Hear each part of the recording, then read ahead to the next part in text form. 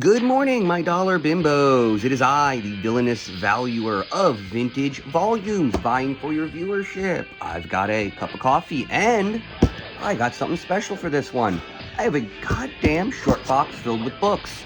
This weekend was Big Ass Comic Con, held by, was it Mikey Carbonaro?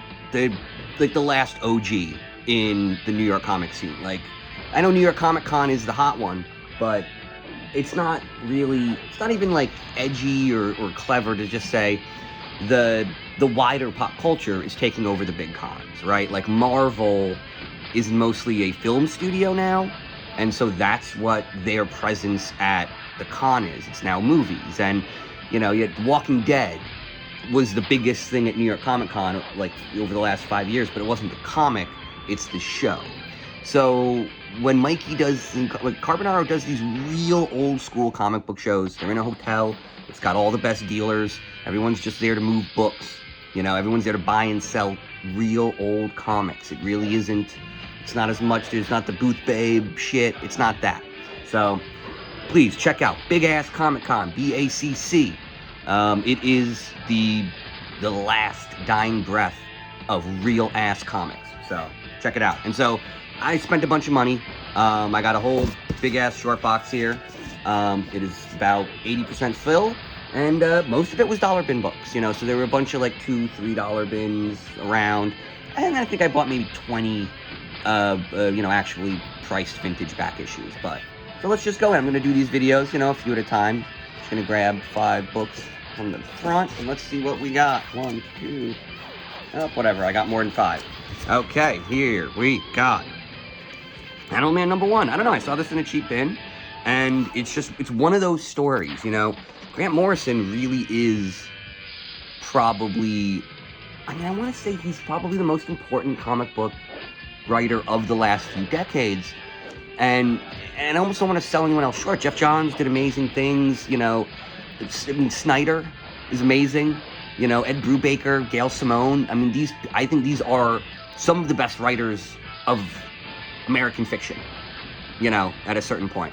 It's questionable because it's Grant Morrison, Scottish, whatever. But the idea being modern fiction, I think comic book writers are some of the best. But Grant Morrison has this versatility that a lot of other people don't have. Like, this is, you know, it's a superhero book, but this is also known for being super weird and meta, which is sort of his thing. And the idea is, a lot of people can do the ultra meta stuff. Neil Gaiman can do crazy, big idea nonsense, but he can't actually tell a superhero story. Neil Gaiman can't end a plot. He can't have a character develop himself through plot and change the world he's in as well as himself. He can't. Every Neil Gaiman story ends with reset, he decided to start over, or he gave up, or hope, you know, like some dumb, weird catch-all.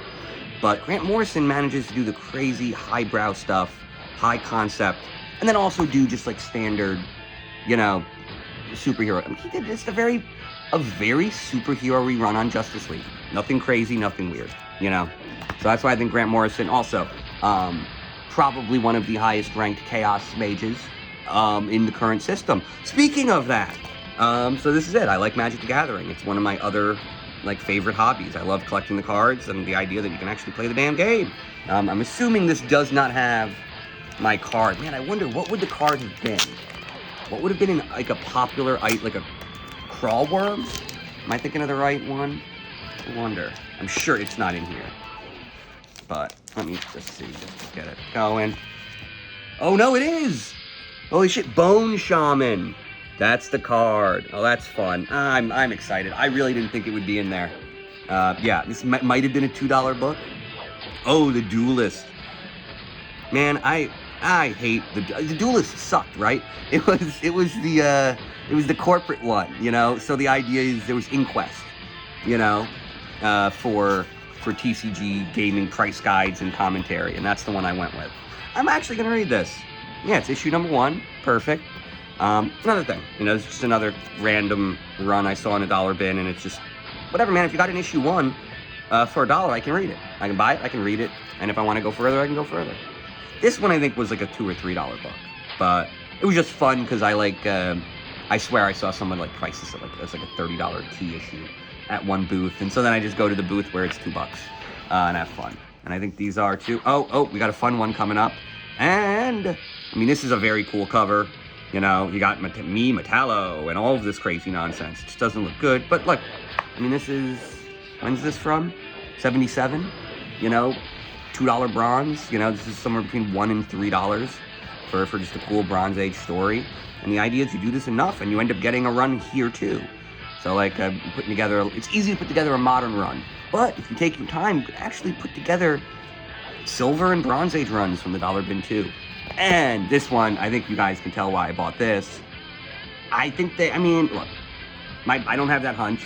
That's, they're, you know, whatever. But I do think, despite, you know, clearly editorial trying to make me look bad, I still think this captures sort of energy, you know? Just my general vibe. So, of course, I had to buy it. So, here we go, you know. This is us. And I am, signing off. Good night and good flight. And, man, go buy some cheap books. They're really good. See you around.